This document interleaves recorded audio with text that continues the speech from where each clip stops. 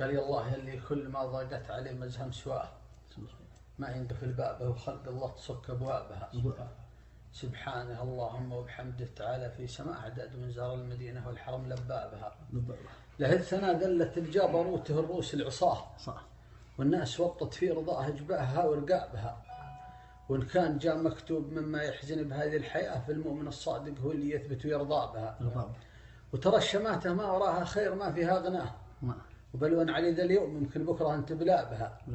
لو يشمت أهل القاهرة فيما حصل فيها الحماة يمكن يدور الوقت ثم يصيب بهم مصابها. والرجل من فعله ومنطوقه يحدد مستواه ولا تحل المشكلات إلا تحل أسبابها. كل الحقيقة لو تغيظه للمناصب والدهاء فالله بيكفي شرها وسيوفها وإحرابها. وإن كان مالك عند خلق الله لا وجه وجاه فما بخيل يمين ولا غيبة تسعى بها.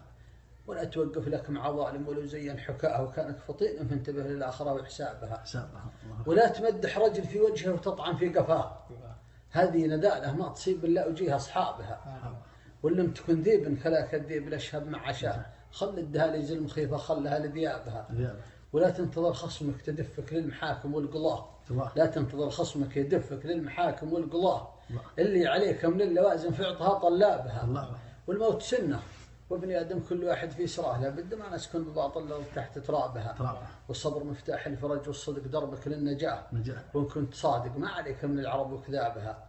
واهجر مريض العقل يمكن هجرها أحسن من دواه.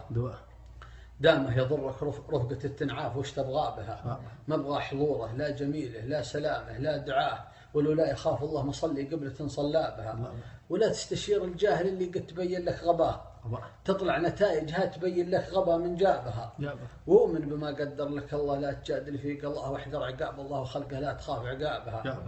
ولو أنت صمقان ابن جابر ولا من بعض قرباه في حكم ربي ما يفيد الأقربون أقرابها. وندري أن الشيخ قوم ما يخيب من نصاه جيته وأنا في خاطري حاجات ربي درابها. نعم. وعليكم زود. وندري أن الشيخ قوم ما يخيب من نصاه جيته وأنا في خاطري حاجات ربي درابها. ورحت من عنده قلبي مستريح من عناه شل الحمول الكائدات جبالها وهضابها.